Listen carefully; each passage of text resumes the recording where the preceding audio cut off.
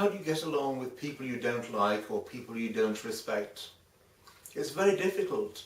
It's very difficult indeed, because sometimes what they have done or purport to have done or things that have happened in the past weigh heavily on the mind. And we're not magicians, we're not superhuman beings, we don't have a magic wand where it can all go away, and we don't have the ability to forget either. We can reduce the memory by putting other things in its place, but we can't actually eradicate it from our minds. So how do we go about it? And again, it's very difficult. There's no magic answer. And all those subhuman people who are politically correct forget what they have to say because they're just a waste of time.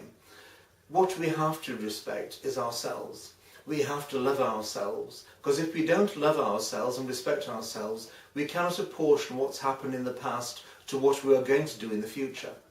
And it's very important that we have an idea of what we would like to do in the future. Nothing to do with our careers or anything like that. How we as human beings want to go forward and see how life can be for us. We want to be happy. We want to be able to laugh. We want to have good friends. We want to be able to commune with life. We want to be able to enjoy what life is all about. And we ought to enjoy also all the things which come up in our pathway as well. We don't want to sort of be always downtrodden and falling behind all the time. Again, we're not superhumans. So going about it is a process we have to actually put into our mind as a mindset. We've got to look at the past and say what it is which has upset us now. It could be a relationship problem or a family problem or something physical which has happened to us, or a financial collapse. It could be anything, it doesn't really matter. Whatever it is to us, it's personal and it means something to us. But there's only one way in life, and that's forward. The past is gone, it cannot be changed, we cannot do anything with it. The present is here and now, but the future is where we are going to walk into. So we have to take caution as to walking into the future with a bright and positive attitude. One thing is for sure, if we have hatred within us, we are always going to be downtrodden. We are always going to see life from below the bottom line, as opposed to at least on the bottom line, or hopefully way above the bottom line. So if we have hatred within us, then everything is going to be wrong. We are going to be wrong mentally and physically and spiritually. Life's going to be wrong. People around us are going to be wrong. We are always going to be disjointed. Things are never going to be fair. Our views of life are going to be all topsy-turvy and disgruntled. Everything is going to be wrong. And if we do that as an individual, collectively, we end up something a bit like people on the West Bank or the Gaza Strip, where children are born into families of hatred. And what kind of society is that going to be? It's going to grow and grow, and it's all right, world politicians flying around, having meetings, talking, laughing, shouting, whatever they do. But if the populace are of a negative disposition, then whatever they say or do is not going to work, which are going to get fraction groups, which are going to emanate out of all this, because that's all they know. They don't know anything else but hatred, and hatred breeds hatred. But for ourselves, we have one thing which is important, us. Because we hope to have good people around us. We want good things to happen to us. And we want to actually feel those good things. We want to have a very good partner. We want to have very good friends. We want to be probably good parents too. And so if we have goodness within us, all we can give out is goodness. And negativity doesn't have any excuse to come into any of that at all. Love is a very big part of our lives. As human beings, we are part of the love cycle. Without love, we are nothing. Without love, we are drones. Without love, we are people just living to live. And that's not good enough. We don't need to live just to live. We need to live because there's a value in it. There's some substance in it. We need to live because other people love us, and we can reciprocate that love to them as too. Whether it's our family, friends, or even indeed our children, we need to be able to reciprocate that, because that's what gives us purpose. Whether we believe in God or not, that's down to us. If you do believe in God, not religion, God, then you have an excuse to live, because there is life after death. If you don't believe in God, then you've got to make the best of it here and now, because there's nothing else for you at the end of the line. But either way, whatever you want to do here and now has got to be poignant. It's got to have a purpose.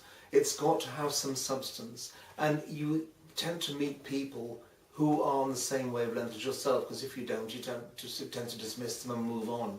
You can't have negative people, and you cannot have emotional vampires, those that are just out to drain your energy and sap your strength by telling them their sob stories about this and that and the other. You may tell people your sob stories once or somebody twice, but you don't make a feature out of it, because the moment you make a feature out of it, you give it gravitas. The moment you give it gravitas, it has arms and legs, and the feature then becomes a subject. And once the subject becomes in your mind, it's grounded, and therefore you live that subject. And where it was once just a happening or a memory or a fleeting conversation, it's now an episode. It's like a soap opera going, and whilst you're living that soap opera, you're actually missing out on life. And the unfortunate thing about hatred is you actually dwell on the situation and not on the solution.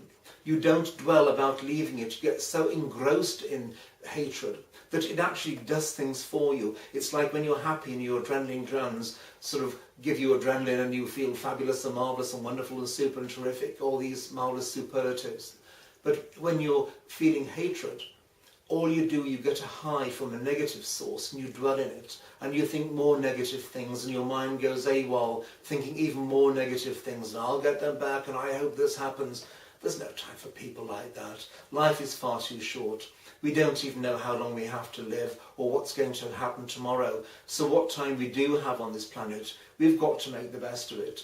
And being positive is the only way we can make the best of it, because being positive allows us to see all the potentials that are available to us. It allows us to see clarity, it gives us purpose, it gives us direction, it gives us fortitude, it gives us all kinds of things to see. And outside of our own existence, because we only know a very small fraction of what exists around us, outside our millions of things which we can do, there are loads and loads and loads and loads of possibilities. And so most of them we don't even know exist, because we don't even know the function of these possibilities. But if they are there and we have a positive mind, those possibilities can come to us and we can accept them. And the times we've heard other people say, I never thought I'd be doing this a year from now, my goodness, it's amazing, 2 years ago I was so down and out, and now look, I didn't even know this existed. And that is so true for most of us. But for many people, they give up on that opportunity by dwelling on negativity. You have to actually love other people.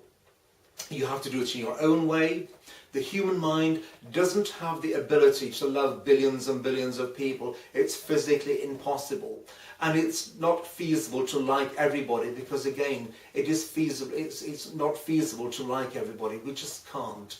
Our mind can't comprehend, it can't cope, but we can actually love and like a number of people. And those we don't particularly like, or we don't have any respect for, or we just can't muster up that energy to say, okay, then just let it pass. Move on, because if you don't respect yourself, you're dwelling on other people, and those people don't know you're dwelling on them. They haven't a clue you possibly exist either. So you have to go forward in your own way and make sure that that forward motion is a positive one. And the more you think about it in that respect, the more you will actually gain momentum. Your whole body will be consumed in positivity. And you will actually see the bright side of things. You will see the good side of people who aren't so good. You will get a good feeling of purpose. And you will see things outside. Just because there may be fog outside the window doesn't mean things have actually left. They're still there. And the beauty about positivity is it clears the fog, so you can see what lies behind it. It's like going in an aircraft. You can't see the destination, but 12 hours later, you're at the other side of the world. Our lives are like that. We cannot see what the future holds. We have an idea, we have our aspirations, we have our desires, we have our thoughts, we have all kinds of things. But until we actually live life, we never know what exists. And the worst thing we can do is to allow things to get so large that we're in a rut and they appear unachievable and we can't get out of them and there's no way forward, and oh my goodness, what's going to happen? I'll never get out of this. Well, of course, if you think you won't, you won't. That's it, full stop. But the chances are there's always a solution. and with positivity and being positive towards people, even good people who you don't particularly like for some reason, something grates on you or whatever, that's absolutely fine, absolutely normal. You don't have to go around liking everybody and liking everything. We don't like all the kinds of food which are presented to us, so we don't have to eat other people's words and ideas. We know what makes us tick. We are always open to suggestions to enhance that, to increase that, but nevertheless, we still know what makes us tick. We know what makes us happy, we know what makes us sad, and we know all the bits in between. So one of the degrees of being positive and actually taking on board other people, allowing them to live or let live, despite what they've done, don't get embroiled in the negativity. By all means, have a mental judgment and think, that's wrong, I just can't stand that. That was an awful thing to have happened. Fine, move on. They don't understand what you're saying, they don't even know you exist. So you move on and move to people who do know you exist, because they will help you in life. And similarly, you will help them too. It's a reciprocal thing, it's a mutual benefit, it's communing with life, communing with everything around you. And it's very important that you do this. So in future, when you do meet difficult people, think twice before letting your emotions take charge and saying things you regret or getting all worked up for the sake of it. Don't make a fool of yourself. Understand the situation, understand what you're thinking, and then move on. And then you will see the brighter side of life.